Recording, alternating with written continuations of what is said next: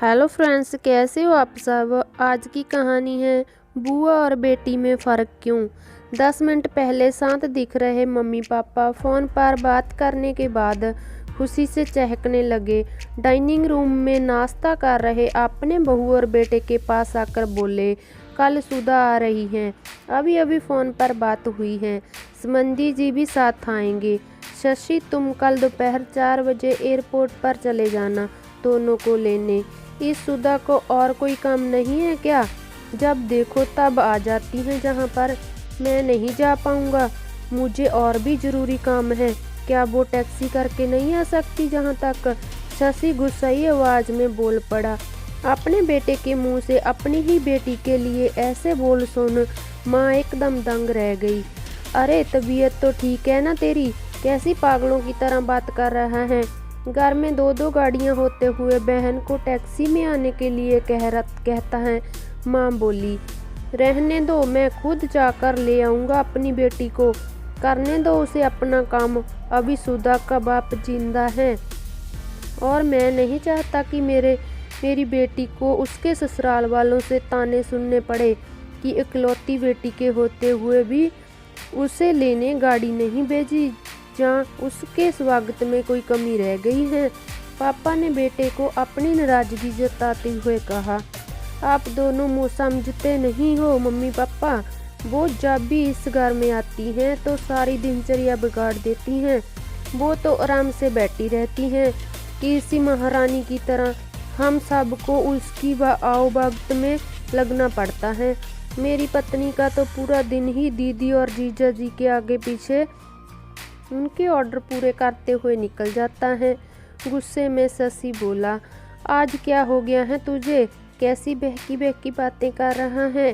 बहन है तेरी, कोई बुराई तो नहीं है। अब क्या है उसका इस घर में? शादी में दे दिया था ना हमने जितना देना था, फिर क्यों चली आती हैं बार बार जहाँ पर, और हर बार बैग भर भर कर ले जाती हैं। वो अलग है, आपको समझना चाहिए। वो सिर्फ हमें लूटने आती हैं और हमें परेशान करने, और कुछ नहीं। शशि ने तंज कसते हुए कहा, तुझे क्या? अगर वो जहाँ से थोड़ा कुछ ले जाती हैं तो ये सब मेरी मेहनत की कमाई है और मैं जो चाहूँ करूँ। चाहूँ तो पूरा सुधा को दे दूँ। पापा गुस्से में लगभग कांपते हुए बोले। अब शशि अपनी आवाज़ धीमी करते हुए बोला, मैं कहाँ कुछ नई बात कर रहा हूँ मम्मी पापा। मैं तो वही बोल रहा हूँ जो मैंने बरसों से बुआ के साथ होते हुए देखा है। आज अपनी बेटी के खिलाफ 2 शब्द क्या सुन लिए आपने तो गुस्से से लाल हो गए। जरा सोचिए, जब आप बुआ के साथ ऐसा व्यवहार करते थे तब दादी को कैसा लगता होगा? उन्हें भी तो बुरा लगता होगा ना। बुआ जो हम सब पर इतनी जान छिड़कती हैं, आपने कभी उनके और उनके ससुराल वालों के मान सम्मान के बारे में परवाह नहीं की। उन्होंने कभी भी आपसे कुछ नहीं मांगा, बल्कि हर बार वो अपने साथ कुछ न कुछ लेकर ही आती हैं। लेकिन आपका व्यवहार कभी भी उनके साथ अच्छा नहीं रहा। दादी ने भी आपसे कभी नहीं कहा कि मेरी बेटी को पैसे दे दो या कुछ खरीद कर दे दो। फिर भी दादी को आपके जहाँ इतनी भी परवानगी नहीं थी कि वो अपनी बेटी को कुछ दिनों के लिए अपने पास बुलाकर रहने दे। अपनी बेटी का ऐसा अपमान वो सहन नहीं कर पाई, इसलिए वो गांव के पुराने घर में अकेली रहने चली गई। बुआ भी अपना अपमान सह लेती, पर आपने उनके पति का भी मान नहीं रखा, इसलिए उन्होंने भी हमारे घर आना जाना छोड़ दिया है। जिस तरह सुधा इस घर की बेटी है, बुआ भी तो इसी घर की बेटी है ना। आपने 2 बेटियों में फ़र्क कर अच्छा नहीं किया। और रही मेरी बात, तो मैं अपनी बहन से बहुत प्यार करता हूँ।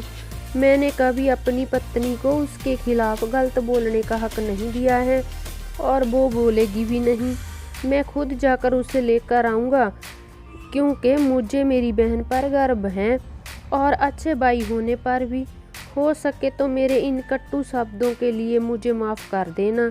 इतना कहकर शशि अपने ऑफिस के लिए निकल गया। माँ और पापा का सर शर्म से झुक गया। थोड़ी देर की शांति के बाद पापा ने हिम्मत कर अपनी बहन को फ़ोन लगाया। बहन के फ़ोन उठाते ही वो फुट फुट कर रो पड़े और बोले, दीदी हमें माफ़ कर दीजिए, हमने इतने साल आपके साथ जो भी दुर्व्यवहार किया उसके लिए हम सच में शर्मिंदा हैं। दीदी आपकी बहुत ज़्यादा रही हैं, आप अपने घर आइएगा हमसे मिलने, अगर आप कहें तो मैं आ जाता हूँ आपको लेने। दूसरी तरफ दीदी भी रो रही थी। वो भाई के इन थोड़े से ही शब्दों से पिघल गई थी। वो बोली, मैं तुमसे नाराज़ नहीं हूँ भैया, मैं आपके जीजा जी को सारी बात बताकर ज़रूर आऊँगी।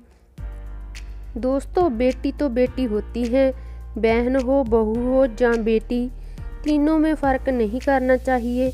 इन्हीं से घर की शोभा होती है और इन्हीं से घर खुशियों से भरा रहता है, इन्हीं से तो घर बनता है। कहानी कैसी लगी मुझे कमेंट करके ज़रूर बताएं।